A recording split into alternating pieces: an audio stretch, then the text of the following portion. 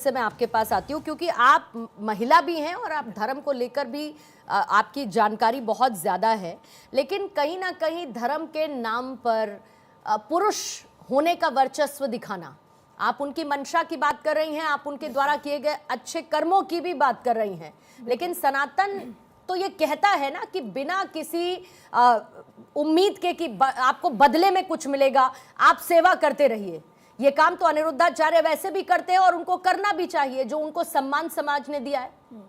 लेकिन इसका मतलब उनकी तरफ से की गई ऐसी टिप्पणियों को नजरअंदाज तो नहीं कर सकते। नजरअंदाज किया भी नहीं जाना चाहिए और किया भी नहीं गया है, और इसी का परिणाम है कि उन्होंने अपना माफीनामा दिया है। क्या एआई जनरेटेड था ये माफीनामा है? उन्होंने सिर्फ ये बोला है कि मेरी पूरी बात नहीं सुनी। और देखिए वो चलिए, अगर आप सुनी माफी को नहीं मांग रहे हैं, यहाँ पर मैं उनके इस वक्तव्य ऋतु जी आपने सुनी उनकी पूरी बात? हाँ बिल्कुल सुनी। क्या कहा उन्होंने इसके आगे जो हमने नहीं सुना, बताइए। उन्होंने कहा कि आपने पूरी वीडियो मेरी नहीं देखी, क्योंकि उन्होंने पहले ही बोला था मैं सबकी बात नहीं कर रहा हूँ।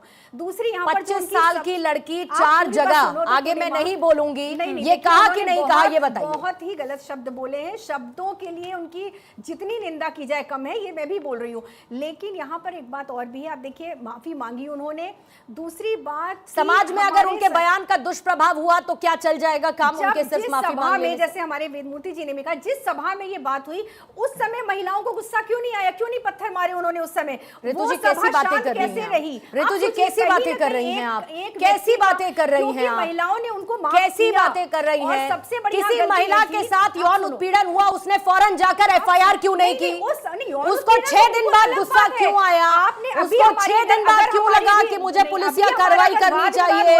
उसने 6 दिन बाद क्यों कहा कि मेरे साथ बलात्कार हुआ है? मतलब कितना कुतर्क है। कैसी बातें कर रही हैं? महिला होने के नाते मुझे आपसे इस तरीके की उम्मीद बिल्कुल नहीं है। प्रियंका, एक व्यक्ति अगर सामने कुछ बोल रहा है तो उसमें तो कोई भी बाबा पंडित औरत के कैरेक्टर चरित्र को डिसाइड नहीं कर सकता। सबसे गलत है कि सबसे बड़ी बात उन्होंने लड़के लड़की दोनों का बोलना था। यहाँ उन्होंने बस बहुत बड़ी गलती, क्योंकि ये जो समाज का आईना, बोलेंगे कैसे जब सोच में ही नहीं है तो बोलेंगे कैसे? रावण की वाणी में फर्क होता है, ये समझना पड़ेगा, तभी तो बोलेंगे ना। उन्होंने यहाँ पर इतनी बात हो रही है, कितने चैनल से मैं सुन रही हूँ कि करियर के लिए लड़कियां 25 साल तक। तो एक बात बताइए, क्या करियर में सफल होने के लिए चरित्रहीन होना जरूरी तो नहीं है ना? और आप इसका सर्टिफिकेट दे रही हैं? नहीं, बिल्कुल नहीं दे रही हूँ। आप इसका सर्टिफिकेट दे रही हैं?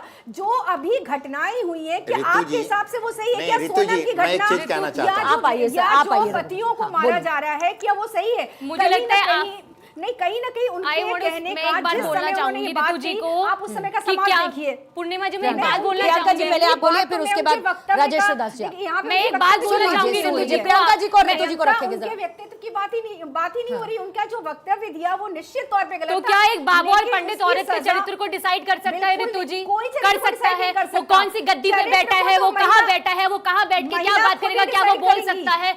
राम और रावण की वाणी में फर्क होना चाहिए। वो राम की वाणी बोलना चाहिए, रावण की वाणी नहीं बोलनी चाहिए। तो ऐसे तो मीराबाई पे भी सवाल उठ जाने चाहिए, जिस प्रकार से वो औरतों के ऊपर सवाल उठा रहे हैं। मैं आपकी बात से बिल्कुल भी सहमति नहीं रखती। कोई भी बाबा पंडित औरत का चरित्र डिसाइड नहीं कर सकता। मतलब ये है कि आने वाले समय में ऋतु जी सुनिए, इसका मतलब ये है कि आने वाले समय में किसी भी धार्मिक मंच से, सुनिए, आप ये कह रही हैं कि आने वाले समय में किसी भी धार्मिक मंच से महिलाओं का अपमान अगर होता है तो हम उसको सही मान सकते हैं। सही की बात ही नहीं, हम उसको फिर सही मान सकते हैं। कैसे सही और गलत की बात नहीं है ये कैसे सही और गलत की बात नहीं है ऋतु जी? एक सिर्फ वक्तव्य के आधार ये लोगों को बरकरार रहे हैं, समाज को खराब कर रहे हैं और युवा पीढ़ी को भी खराब कर रहे हैं। सारे कार्यों को नहीं भूला जा सकता ना। देखिए पूर्णिमा जी, राजेश्वर जी, जो गलत है उसके लिए गलत है।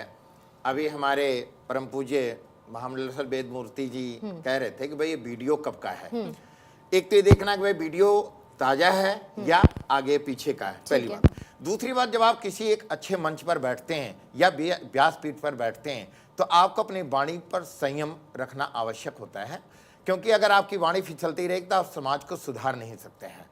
यदि एक व्यक्ति का एक बार वाणी फिसल जाए, 2 बार फिसल जाए तो क्षमा याचना किया जा सकता है, क्योंकि आप समाज में उस प्रतिष्ठित स्थान पर विराजमान है कि आपकी वाणी बार बार फिसलती है। अभी ऋतु जी बार बार एक ही बात कह रही हैं, अच्छे कार्य सभी कर रहे हैं, अच्छे कार्यों की सभी लोग सराहना कर रहे हैं, अच्छे कार्यों के लिए सब लोग आपकी बड़ाई करेंगे। परंतु एक टारगेट बहन बेटियों को या अपने को हाईलाइट करने के लिए, बहन बेटियों के लिए एक आप दे रहे हैं, एक स्थिति दे रहे हैं, ये आप डिसाइड नहीं कर सकते। नहीं तो अगर अच्छे काम है नहीं तो फिर तो ऐसी भी बात है ना, फिर तो ऐसी भी बात है ना। अरे आज सनातन विरोधी छोड़िए, सारे संत, मैं कह रही हूँ कि सनातन विरोधी छोड़िए, ये तो संविधान विरोधी भी है ना कि अगर आप किसी ऋतु जी जा रही है और उनकी सभा में ऋतु जी फिर तो सुनिए, फिर मेरी बात सुनिए। अगर ऐसा है ऋतु जी, अगर विद्वान ही अपनी वाणी को गलत कर देगा, यदि अनुरुद्धाचार्य एक बार गलती करेंगे, 2 बार करेंगे, बार गलती करते जा रहे हैं, इसका मतलब अगर किसी ने 4 अच्छे काम किए हैं और वो 7 खून कर देगा तो आप 7 खून भी माफ कर देंगे, आप 7 खून भी माफ कर देंगे। उपमन्यु महाराज जी मैं आपके पास आ रही हूँ, फिर वेद मूर्ति जी आप आइएगा।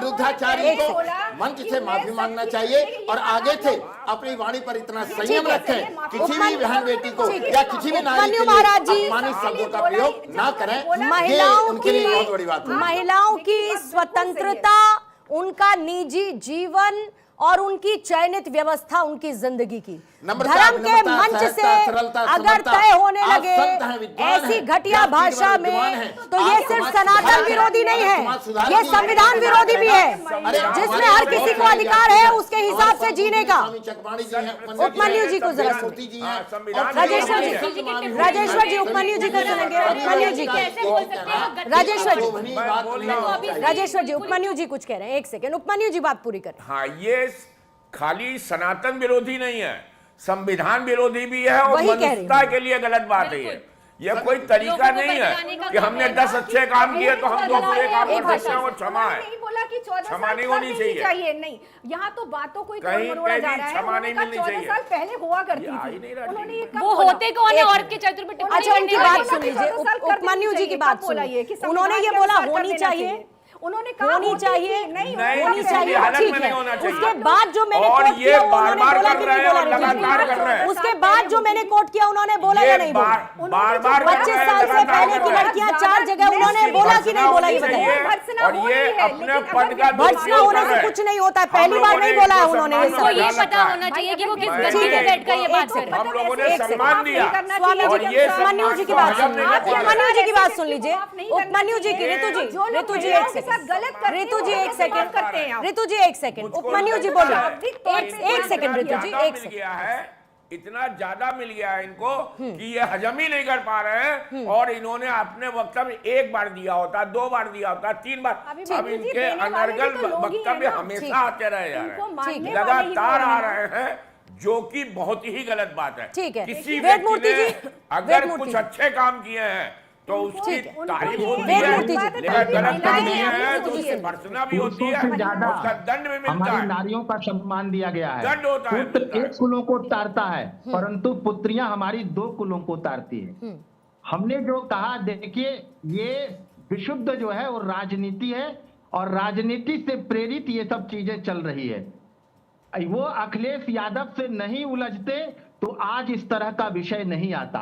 अखिलेश यादव से उलझने का परिणाम है कि आज जो है उनको बदनाम करने के लिए उनकी तो राजनीति पर ठीकरा फोड़ दे वेद मूर्ति जी, अगर वो राजनीति पर ठीकरा फोड़ दें, उसी समय डिबेट होती, राजनीति पर ठीकरा फोड़ दें। लेकिन अखिलेश यादव के उलझने के बाद ही क्यों ये वीडियो आई? तो राजनीति पर ठीकरा फोड़ दें। साधु बने बैठे हैं इसीलिए, क्योंकि वो सोशल मीडिया साधु बने बैठे हैं।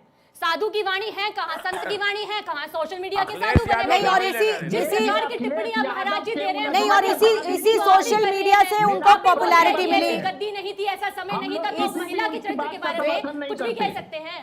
वेद मूर्ति जी, इसी सोशल मीडिया से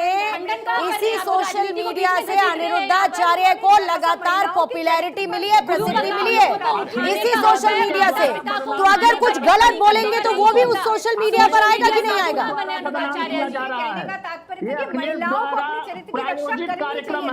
अगर इतना ही तात्पर्य का ख्याल है ना ऋतु जी, तो उनको उस मंच से उतार देना चाहिए आप लोगों को मिलकर, ना कि बैठकर यहाँ पर डिफेंड करना चाहिए। उनको उतार दीजिए उस मंच से, बॉयकॉट कर दीजिए, उनका बहिष्कार कर दीजिए।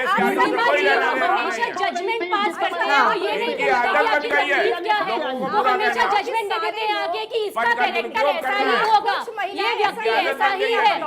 क्या ये कोई कुछ तरीका महिलाओं नहीं की थी। वजह से ऐसी ठीक। घटनाएं नहीं आ रही हैं चक्रपाणी सामने? महाराज जी, चक्रपाणी महाराज, क्या धार्मिक आप अगर किसी धार्मिक जीवन से जुड़े हुए हैं, आपकी धार्मिक एक लोकप्रियता है, तो आपको जवाबदेही से हमें एक्सेप्शन के तौर पर मान लेना चाहिए? नहीं हो सकता ना ऐसा। एक समाज है, एक जीवन है, आपकी पॉपुलैरिटी है, आपकी मान्यता है, आपका सम्मान है। अगर आप उसका भी ख्याल नहीं रख सकते तो कोई अधिकार नहीं है उस कुर्सी पर बैठने का, उस मंच पर बैठने का। बिल्कुल पूर्णिमा जी, देखिए मन को बस में तो कहा गया, लेकिन उससे ज़्यादा जो है वाणी को संयम रखना बहुत ज़रूरी है। और वाणी अगर संयम नहीं है, एक व्यासपीठ पे बैठे हुए व्यक्ति तो बेकार है। तो ये हमें तो ऐसा लगता है कि जो भी राजनीति या सोशल मीडिया या किसी ने साजिश चली वो तो बाद की बात है, लेकिन बोला तो उन्होंने ही है। और उन्होंने तो आकर के सामने कुछ और भी तो बोल नहीं पा रहे। कोई बता रहे AI जनरेटेड है, जिस माफ़ी मांग रहे हैं।